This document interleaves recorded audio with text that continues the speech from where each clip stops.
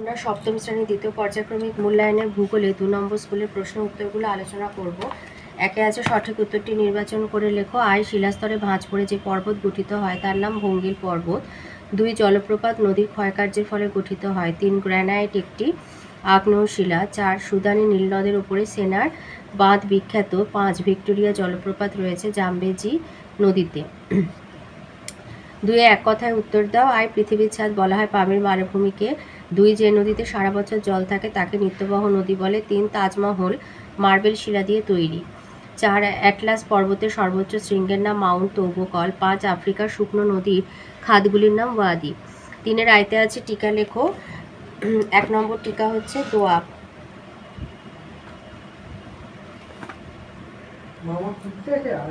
একই নদী অববাহিকার পাশাপাশি প্রবাহিত দুটো নদীর মধ্যবর্তী স্থানকে দোয়াব বলা হয়।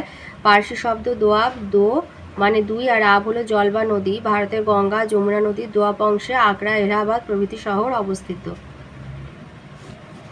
2 নম্বর হচ্ছে লোয়ের সমভূমি। এটা আছে 41 পাতায়।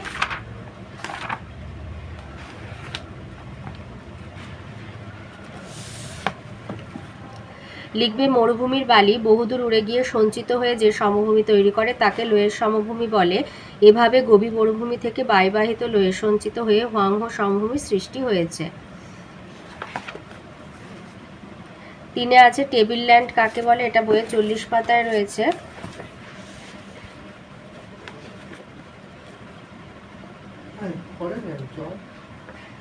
মালভূমি অনেকটা পড়া টেবিলের মতো দেখতে।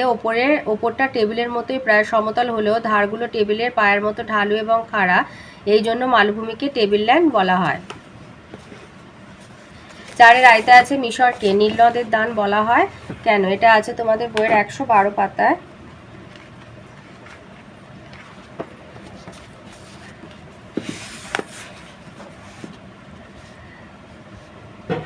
লিখবে নীল নদের ধারে গড়ে উঠেছে প্রাচীন মিশরীয় সভ্যতা গড়ে ওঠার জন্য জলের যোগান থাকাটা ভীষণ জরুরি। সেই কারণে প্রাচীন মানব সভ্যতাগুলোর বেশিরভাগই নদীকেন্দ্রিক।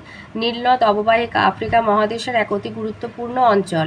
মিশর দেশটি নীলনদ দ্বারা বিশেষভাবে উপকৃত। নীলনদ যদি না থাকতো তাহলে মিশর সাহারা মরুভূমির অংশ হয়ে যেত। কৃষি, পশুপালন, জলসেচ, জলবিদ্যুৎ, পরিবহন, শিল্পোন্নতি এবং অর্থনৈতিক সমৃদ্ধির ক্ষেত্রে নীলনদের অবদান অপরিসীম। এক কথায় মিশরে যা কিছু সমৃদ্ধি তা নীলনদের জন্য, তাই মিশরকে নীলনদের দান বলা হয়। 4 2 নম্বর প্রশ্ন বলেছে আফ্রিকাকে অন্ধকারাচ্ছন্ন মহাদেশ বলা হয় কেন। এটা বইয়ের 102 পাতায় রয়েছে।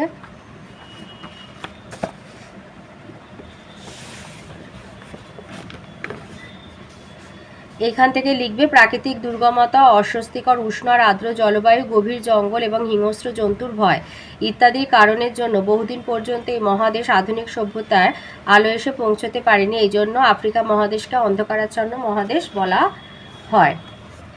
3 আছে আগ্নেয়শিলা কাকে বলে উদাহরণ দাও। এটা তোমাদের বইয়ের 62 পাতায় রয়েছে। লিখবে জন্মের সময় পৃথিবী ছিল একটা আগুনের গোলা, পরে আস্তে আস্তে ঠান্ডা ও শক্ত হয়ে তৈরি হয় আগ্নেয়শিলা। আগ্নেয়শিলা কঠিন এবং সহজে ভাঙে না। আগ্নেয়শিলার উদাহরণ গ্রানাইট, ব্যাসল্ট হচ্ছে আগ্নেয়শিলার উদাহরণ। 5 আয়তে আছে মানব জীবনে পর্বতের প্রভাব আলোচনা করো। এটা আছে তোমাদের বইয়ের 44 পাতায়।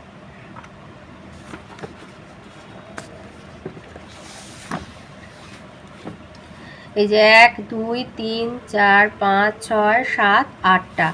লিখবে উঁচু পর্বতের বরফ গলা জল থেকে প্রচুর নদী সৃষ্টি হয়। এই নদীগুলি থেকে সারা বছর জল পাওয়া যায়। যেমন হিমালয় পর্বত থেকে গঙ্গা, ব্রহ্মপুত্র, সিন্ধু নদীর উৎপত্তি হয়েছে। 2 জলীয় বাষ্পপূর্ণ বাতাস পর্বতে বাধা পেয়ে বৃষ্টি হয়। হিমালয় পর্বতে বাধা পেয়ে দক্ষিণ পশ্চিম মৌসুমী বায়ু ভারতে বৃষ্টিপাত ঘটায়। 3 পর্বত বিরাট প্রাচীরের মতো উষ্ণ এবং শীতল বায়ুপ্রবাহকে আটকাতে পারে।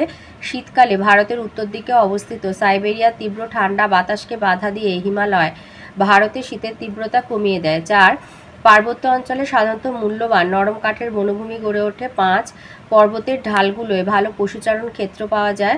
পর্বতের ঢালে ধাপ কেটে চাষবাসও করা যায়। 6 পার্বত্য অঞ্চলে খরস্রোতা নদীগুলো জলবিদ্যুৎ উৎপাদনের সহায়ক। 7 কিছু কিছু পার্বত্য অঞ্চলে প্রচুর খনিজ পদার্থ পাওয়া যায়। পর্বতের শিলা, বড় ছোট পাথর সবই ঘরবাড়ি তৈরির উপকরণ হিসাবে ব্যবহৃত হয়। 8. পার্বত্য অঞ্চলের প্রাকৃতিক সৌন্দর্য, ঠান্ডা আরামদায়ক আবহাওয়ার জন্য ভালো পর্যটন ক্ষেত্র গড়ে ওঠে, যেমন দার্জিলিং, উটি, সিমলা। 5-এ 2 নম্বর প্রশ্ন হচ্ছে সাহারা মরুভূমির ভূমিরূপ বর্ণনা করো। এটা হচ্ছে তোমাদের 117 পাতায় আছে।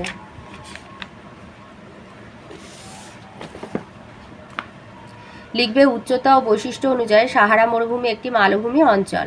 প্রাচীন শিলা দ্বারা গঠিত এবং বহুদিন ধরে ক্ষয় পাওয়া আহাকর ও টিপেস্টি মালভূমি অপেক্ষাকৃত উঁচু।